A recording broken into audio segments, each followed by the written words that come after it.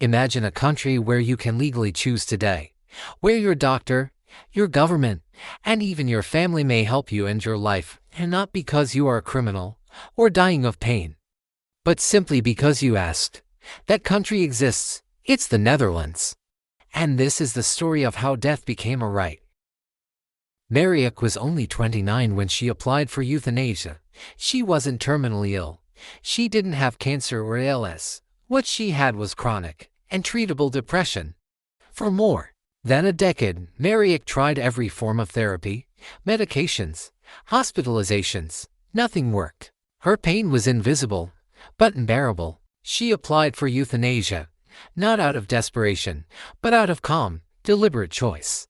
In 2020, after 2 psychiatric evaluations, a review board, and full consent from medical professionals, Marieke was granted the legal right to die. Her parents were with her when she passed in peace, at home, on her own terms. In 2002, the Netherlands became the first country in the world to fully legalize euthanasia. The law allows doctors to help patients end their lives under strict conditions. The request must be voluntary and well considered. The patient must be experiencing unbearable suffering with no prospect of improvement. At least 2 independent doctors must agree on the case. It must be done with dignity, medical supervision, and documentation. Euthanasia can be carried out by lethal injection or prescribed medication. Most people associate euthanasia with terminal illnesses like cancer or late-stage neurological disease. And yes, many cases fall into that category. But in the Netherlands, the law goes further. It includes people with mental illness, chronic fatigue syndrome, advanced dementia, and in rare cases, even minors. Yes, in the Netherlands, children as young as 12 can request euthanasia with parental consent. Between 16 and 18, they may request it without parental agreement, though parents must be informed. There are strict layers of psychological evaluation, ethical review, and medical oversight. But the fact remains, in the Netherlands, the right to die is not limited to physical illness, it extends to the soul. Euthanasia is not a quick decision, it's a legal, medical, and emotional journey. Here's how it works. A patient makes a formal request to their general practitioner. The doctor evaluates the case. If eligible, they refer the patient to the Euthanasia Review Committee. A second, independent doctor must confirm the diagnosis and suffering. The doctor must ensure the patient is mentally capable of making the decision. If all criteria are met, a date is scheduled, often weeks or even months later. On that day, a small team, usually a doctor and a nurse, visit the home. The patient signs a final consent form. A sedative is administered, followed by a lethal agent. Death occurs peacefully, typically within 5 to 10 minutes. Afterward, the case is reviewed by a regional ethics board to ensure all procedures were followed properly.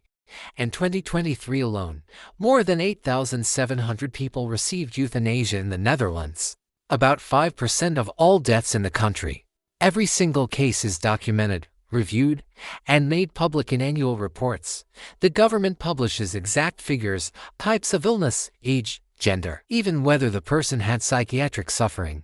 This level of transparency is rare and controversial, but supporters say it builds trust in the system and prevents abuse. Not everyone agrees with the Dutch system. Religious groups, for example, argue that life is sacred and that suffering has spiritual meaning. They fear euthanasia could be a slippery slope. Psychiatrists warn that some patients may choose death when they might have improved later. Mental illness, they argue, can distort long-term judgment. Disability advocates worry that the law could pressure vulnerable people into choosing death, especially when healthcare or support systems fail them. Supporters, on the other hand, say euthanasia is about autonomy, dignity, and the right to control one's own body. They argue that denying someone the right to die is just as cruel as forcing them to live in unbearable suffering. The Dutch government insists the system is strong because it is built on strict safeguards, medical ethics, and open data. But the debate continues.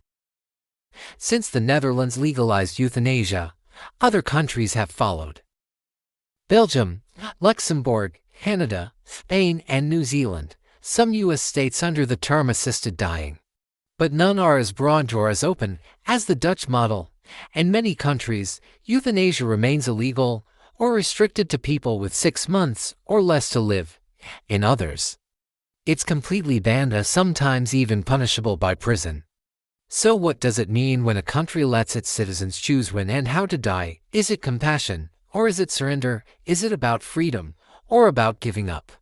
For the Netherlands, it's a matter of dignity, but for the rest of the world, it's a conversation that's only just beginning.